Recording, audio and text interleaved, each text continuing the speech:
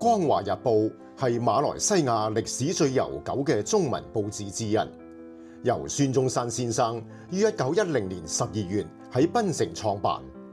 旨在團結海外華人支持辛亥革命。該報歷經多次變遷，現為北馬地區主流華文媒體。我們現存能夠找到最早的一期的《光華日報》，它是存在這個中國中山市翠亨村的孫中山故居紀念館裏頭了所以當年我們到那邊去訪問的時候，看到這份報紙的話，真的是快要流出眼淚了，可以說是認祖歸宗了證明《光華日報》的確是孫中山先生一脈相傳的他的親生兒子。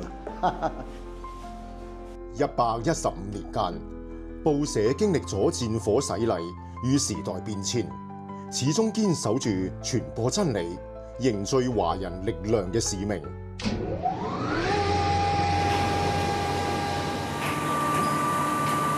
每日下午4點，印刷機嘅啟動風雨無阻，油墨喺紙張上流淌出時代嘅印記。作為一個華文日報呢，它必須要很關注像華人社會、像華校的這些發展等等，也要做一些文化活動就是我們由報社呢來主辦一些文化的活動，比如說是作文比賽繪畫比賽之類呢，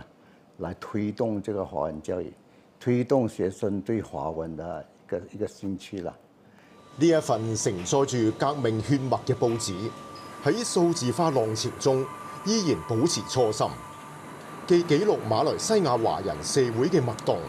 亦連接全球華人嘅文化根脈。喺近年，光華日報持續推進媒體融合，以多平台、多媒體嘅方式傳遞時代聲音，讓孫中山先生天下為公嘅理念喺當代持續回響。要像他們這樣，要深入民間，那麼要改變我們傳播的方式，大家有一種合作互動融合的這個必要啦。廣州同檳城兩地文化旅遊領域交流頻繁，潮汕粿條、海南雞飯等地道中餐隨處可見。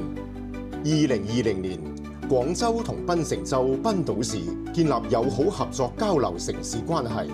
一系列經貿、文化、教育領域嘅交流活動，展現海上絲綢之路重要節點城市雙向奔赴嘅合作新面貌。